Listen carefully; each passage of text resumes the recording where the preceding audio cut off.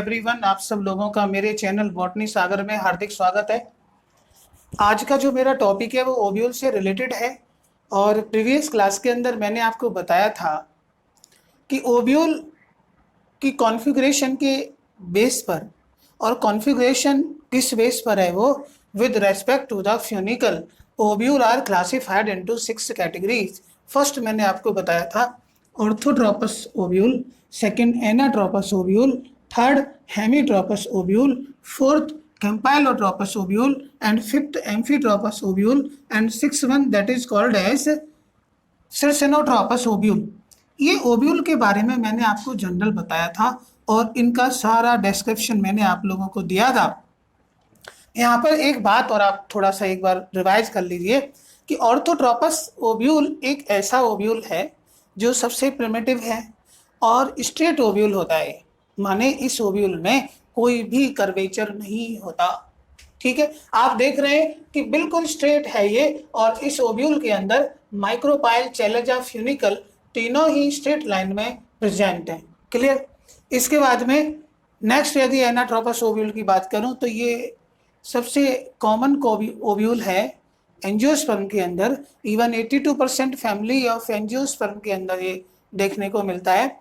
और इस ओव्यूल में आप देखते हैं कि during the development curvature of ovule is changed by 180 degree. ठीक है, तो इसमें जो कर्वेचर है वो 180 डिग्री हो जाता है। ठीक है, अब कर्वेचर 180 डिग्री होने से जो फ्यूनिकल है it come close to the micropyle. Clear clear. इसके बाद में हेमीट्रोपस है, तीसरे नंबर का ओव्यूल है। और हेमीट्रोपस ओव्यूल, इसको हम हाफ इन्वर्टेड ओव्यूल बोलते हैं, और इसके अंदर curvature of ovule is changed by 90 degree. Clear. Curvature of ovule is changed by the 90 degree with respect of funicle. Clear. और इसके बाद फिर मैंने बताया था आपको कैम्पाइलोट्रोपस। कैम्पाइलोट्रोपस में जो माइक्रोपाइल है वो कर्व्ड होती है, मीन्स इस ओव्यूल के अंदर जो बॉडी है वो कर्व्ड देखने को मिलती है। क्लियर। और कैम्पाइलो का मीनिंग ही क्या है? कर्व्ड है। Is it clear? ये कैम्पाइलोट्रोपस आप देख रहे हैं। ठीक है, तो बॉडी में ही कर्व है। अब बॉडी में कर्व होने की वजह से माइक्रोपाइल, चैलेजा और फ्यूनिकल ये डिफरेंट प्लेन्स में अरेंज हो जाते हैं। क्लियर। इसके बाद में फिर नेक्स्ट मैंने आपको फिफ्थ टाइप का बताया था, that is called as amphitropous ovule. और इस टाइप के ओव्यूल में body of ovule and embryo sac दोनों कर्व्ड हो जाते हैं। Body of the ovule and embryo sac दोनों ही क्या है? कर्व्ड हो जाते हैं। और यहाँ पर एम्ब्रियो सैक हॉर्सू शेप का हो जाता है, इसलिए ये बड़ा स्पेसिफिक टाइप का ओव्यूल है। क्लियर। इसके बाद में सिरसेनोट्रोपस की मैंने बात की थी। सिरसेनोट्रोपस के अंदर जनरली इस ओव्यूल में देखा जाता है कि जो कर्वेचर है ओव्यूल का changed by 360 degree due to the excessive growth of funicle. Means यहाँ पर जो टर्म आप देख रहे हैं सिरसेनो का मीनिंग ये लैटिन टर्म है, और इसका मीनिंग होता है सर्कुलर इन आउटलाइन। क्लियर। और ट्रोपस आप जानते हैं, ट्रोपस मीन्स होता है टर्न, मीन्स घुमाव। क्लियर। तो इस टाइप से ये ओव्यूल हो जाते हैं आप लोगों के। अब नेक्स्ट मुझे आपको बताना है,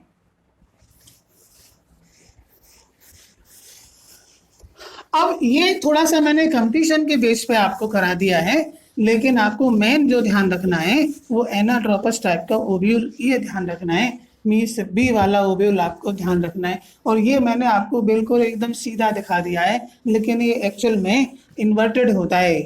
क्लियर। ये ओव्यूल इन्वर्टेड होता है। और एनसीईआरटी के अंदर आप देखेंगे तो इस टाइप से ये दिखा हुआ है, इसका डायग्राम बना हुआ है। ये अंदर एम्ब्रियो सैक हो गया, ये इसका न्यूसेलस, उसके बाद ये इंटेगुमेंट,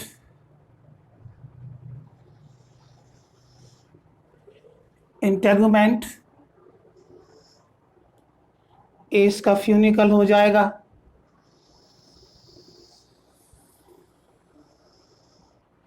इस टाइप का ये ओव्यूल आपके एनसीईआरटी में बना हुआ है। क्लियर? अब मैंने आपको ये बताया था कि इसकी स्टॉक को क्या बोलते हैं, फ्यूनिकल, एफ। इसके बाद अब फ्यूनिकल अटैच होता है बॉडी ऑफ ओव्यूल से at a point and that point is known as what, hilum बोलते हैं। ठीक है, इससे पहले हम रिप्रेजेंट कर लेते हैं, दैट इज द ओपनिंग। जहां दोनों ओव्यूल मीट नहीं कर पाते हैं तो उस पॉइंट को माइक्रोपाइल बोल देते हैं। क्लियर? और ये पॉइंट है जहां से फ्यूनिकल अटैच होता है ओव्यूल की बॉडी के साथ and that point is known as what, hilum. क्या बोलते हैं? हाइलम बोलते हैं। इसके बाद फिर क्या है, ये इंटेगुमेंट्स हैं, एक outer integument, inner integument. Clear? इसके बाद ये मेन पार्ट है इस ओव्यूल की बॉडी का, that is called as nucellus. ये न्यूसेलस हो गया। Clear? And part of nucellus that give rise to integument called as chalaza. Clear? तो ये सारे पॉइंट ओव्यूल के अंदर मैंने डिस्कस आपको किए थे। क्लियर? तो यहाँ पे आप ऐसे भी ध्यान रख सकते हैं कि ये क्या है, सेंटर में एम्ब्रियो सैक। क्लियर? तो F am home I, news F am home I, new channel lie. Clear? तो ऐसे आप कर सकते हैं, इवन आपको जो अच्छा लगे वो आप कर लीजिए, है ना। यही आप देख रहे हैं 1 2 3 4 5 6 7, यही 7 स्ट्रक्चर ओव्यूल के अंदर प्रेजेंट हैं। और यहाँ पे आप देख रहे हैं न्यूसेलस, जो क्या है, सबसे इंपॉर्टेंट, सबसे एक्टिव पार्ट है ओव्यूल का। क्लियर? और यही न्यूसेलस एक्चुअली में मास ऑफ पैरेन्काइमेटस सेल है, ये न्यूसेलस। मेरी बात आप समझ रहे हैं? और इसी के अंदर एम्ब्रियो सैक डेवलप होता है। और एम्ब्रियो सैक में आप जानते हैं कि ये एक 7 सेल्ड 8 न्यूक्लिएटेड स्ट्रक्चर होता है। ठीक है, जिसमें 3 सेल्स माइक्रोपाइलर एंड की तरफ होती हैं, जिन्हें हम बोलते हैं egg apparatus, means association of synergids and egg cell. और 3 जो सेल हैं वो चैलेजल एंड की तरफ होती हैं and this cell are known as antipodal cell. तो इस तरीके से डिस्क्रिप्शन इस ओव्यूल का हो जाता है। तो ये एनाट्रोपस ओव्यूल है जिसका डायग्राम एनसीईआरटी में गिवन है, मीन्स ये इन्वर्टेड ओव्यूल है, मोस्ट कॉमन है। 82% फैमिलियों में, 82% एंजियोस्पर्मिक फैमिलियों में ये देखने को मिलता है। अब आप एक बात दोबारा से इसको सुन लीजिए आप। ठीक है, देखो ये ओव्यूल का मैं आपको डिस्क्राइब कर रहा हूं जल्दी से। फ्यूनिकल क्या है, stock of the ovule. Clear? इसके बाद में नेक्स्ट हम बात कर लेते हैं माइक्रोपाइल की। माइक्रोपाइल एक स्पेशल पोर है जो डेवलप होता है, जो क्रिएट किया जाता है इंटेगुमेंट्स के थ्रू। क्लियर? मतलब वो पॉइंट जहां इंटेगुमेंट मीट नहीं करते हैं उस पॉइंट को क्या बोलते हैं, माइक्रोपाइल बोला जाता है। और ये पोर पोलन ट्यूब की पासिंग में हेल्प करता है और ये आफ्टर फर्टिलाइजेशन चेंज नहीं होता है, मीन्स माइक्रोपाइल ही बना रहता है। और सीड के अंदर ये देखने को मिलता है। लेकिन सीड के अंदर जो माइक्रोपाइल है वो 2 काम करता है, एक तो गैसियस एक्सचेंज में हेल्प करता है और वाटर एब्जॉर्प्शन में हेल्प करता है। इसके बाद में हाइलम है। हाइलम क्या है, ये एक्चुअली में it is the point of attachment of funicle with the body of ovule, that is the hilum. Clear? आप समझ रहे हैं? अब क्या है, इसके बाद में ये दोनों इंटेगुमेंट है, आउटर इंटेगुमेंट, इनर इंटेगुमेंट। और ये इंटेगुमेंट्स एक्चुअली में इनको ये मल्टी सेलुलर कोट होते हैं। क्लियर? जो प्रोटेक्शन करते हैं एम्ब्रियो सैक की प्रोटेक्शन करते हैं और डेवलपिंग एम्ब्रियो की प्रोटेक्शन इंटेगुमेंट्स करते हैं। क्लियर? इसके बाद न्यूसेलस है। न्यूसेलस ये बॉडी के अंदर सबसे बड़ा पार्ट है ओव्यूल के अंदर और इसमें सारी सेल्स प्रेजेंट होती हैं और इनमें ये मास ऑफ पैरेन्काइमेटस सेल्स हैं, डिफ्रेंशिएट होती हैं और यही सेल पूरा एम्ब्रियो सैक डेवलप करने में हेल्प करती है। इसके बाद में फिर एम्ब्रियो सैक आ जाता है जो कि ओव्यूल के सेंटर में लोकेटेड है, मीन्स न्यूसेलस के सेंटर में लोकेटेड है। और ये जो एम्ब्रियो सैक है, इस एम्ब्रियो सैक को E4 एम्ब्रियो सैक, इसी को ही क्या बोल देते हैं, फीमेल गैमेटोफाइट बोल देते हैं। क्या बोल देते हैं? फीमेल गैमेटोफाइट बोलते हैं। और मैं आगे आपको मेगास्पोरोजेनेसिस में डिस्क्राइब करूंगा कि एंजियोस्पर्म में जो सबसे कॉमन टाइप का गैमेटोफाइट है, फीमेल गैमेटोफाइट है, वो 7 सेल्ड 8 न्यूक्लिएटेड स्ट्रक्चर है। 7 celled 8 nucleated structure means type of embryo sac. तो इसी को हम polygonum type of embryo sac बोलते हैं। इसी को क्या बोल देते हैं? Polygonum type of embryo sac, क्योंकि पॉलीगोनम में सबसे पहले इसको स्टडी किया गया था। तो polygonum type of embryo sac जो सबसे कॉमन होता है एंजियोस्पर्म के केस में। क्लियर? जो कि एक 7 सेल्ड 8 न्यूक्लिएटेड स्ट्रक्चर है, ये आप इसमें देख सकते हैं। इवन आगे मैं आपको अच्छे से और एक बार और डिस्क्राइब कराऊंगा आपको। क्लियर? लास्ट में चैलेजा आ जाता है। और चैलेजा क्या है? चैलेजा न्यूसेलस ही है एक तरीके से। मतलब मैंने आपको डिस्क्राइब किया था कि part of nucellus that give rise to integument is known as chalaza. Means जो चैलेजा है ये न्यूसेलस का ही पार्ट है that give rise to integuments, that is the multicellular coat which provide protection to the developing embryo sac. Clear? तो ये anatropous type का ovule है। इसका डिस्क्रिप्शन आपको मेनली समझना है और बहुत अच्छे से आपको डिस्क्राइब इसको कर देना है। क्लियर? तो ये आपके समझ में आ गया होगा क्योंकि काफी मैंने इसके बारे में डिस्कस कर दिया है और ये सीक्वेंस आप पूरा ध्यान रखेंगे। क्लियर? अब इसके बाद में एक इम्पोर्टेंट पॉइंट्स मैं यहाँ पे आपसे डिस्कस कर लेता हूँ। आपने एक टर्म को सुना होगा, एरिल। तो एरिल एक्चुअली में ये एडिबल पार्ट है लीची के अंदर। लीची में एरिल को ही खाया जाता है। और एक्चुअली में जो एरिल है ये क्या है? ये एक्चुअली में फ्लैशी आउट ग्रोथ है आउटर इंटेगुमेंट की। क्या है aril? Aril is the fleshy out growth of outer integuments. Clear? और इस टाइप की इंटेगुमेंट्स को हम थर्ड इंटेगुमेंट भी बोल देते हैं, है ना। और इस टाइप का जो इंटेगुमेंट है या एरिल है ये कुछ प्लांट्स के फ्रूट्स में खाया जाता है। क्लियर? जैसे कि लीची के केस में, और एक और फ्रूट आप देख सकते हैं जंगल जलेबी, जिसको हम बॉटनिकली क्या कहते हैं? इसको पिथेसेलोबियम डल्स बोलते हैं। Pithecellobium dulce that is the jungle jalebi. Clear? तो एक पॉइंट आप नोट करके लिख सकते हैं,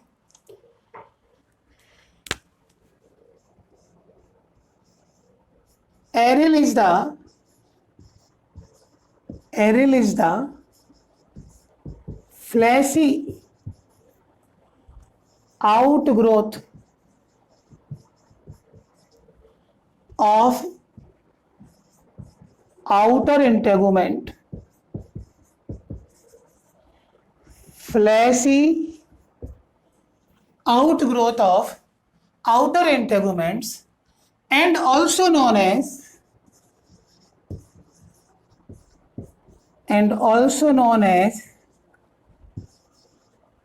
third integument।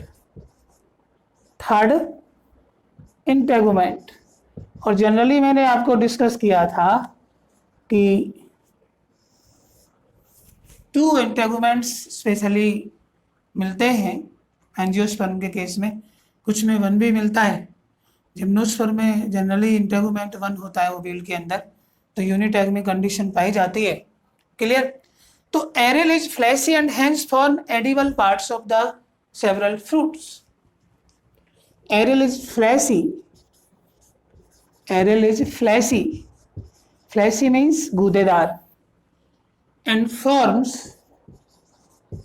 forms edible part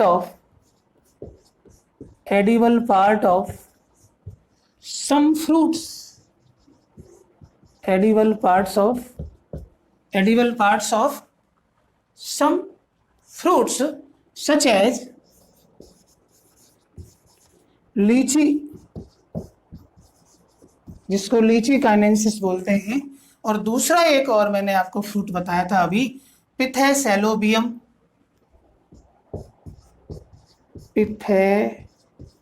सैलोबियम dulls, पिथेसैलोबियम dulls, और इसका कॉमन नेम है जंगल जलेबी।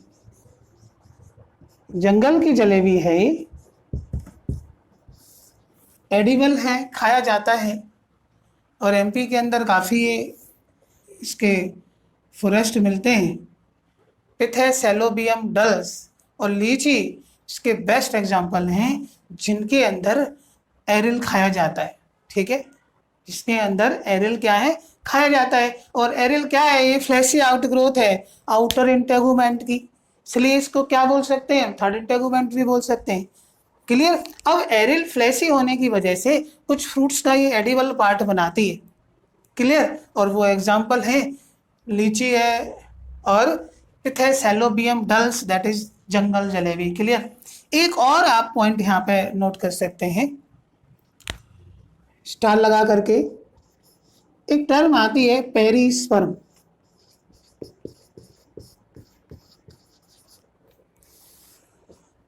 आपको पता है कि जो न्यूसेलस है वो सबसे एक्टिव पार्ट है ओव्यूल के अंदर।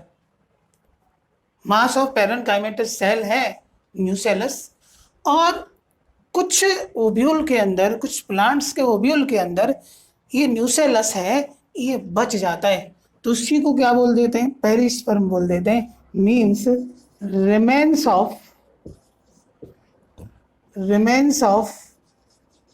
nucellus is known as perisperm।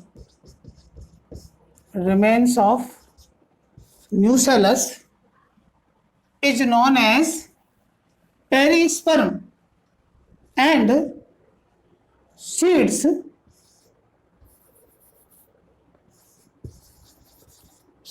in which such type of seeds in which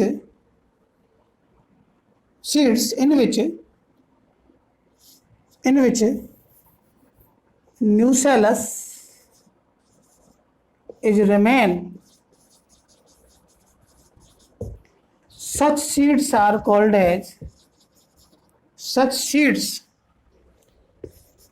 called as what? Perispermic seed.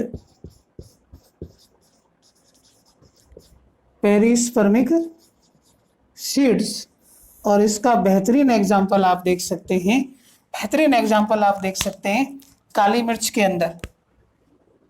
किसमें देख सकते हैं, काली मिर्च में, मीन्स यहाँ पेरिस्पर्म मिलता है। ब्लैक पेपर,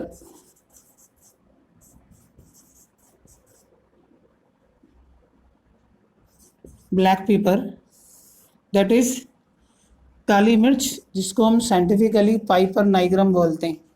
क्या बोलते हैं, पाइपर नाइग्रम। इसके साथ साथ ये और देखने को मिलता है, किसमें देखने को मिलता है, बीट के अंदर देखने को मिलता है, टर्मरिक में देखने को मिलता है। क्लियर। हल्दी के अंदर, टर्मेरिक के अंदर, बीट के अंदर, दैट इज शुगर बीट।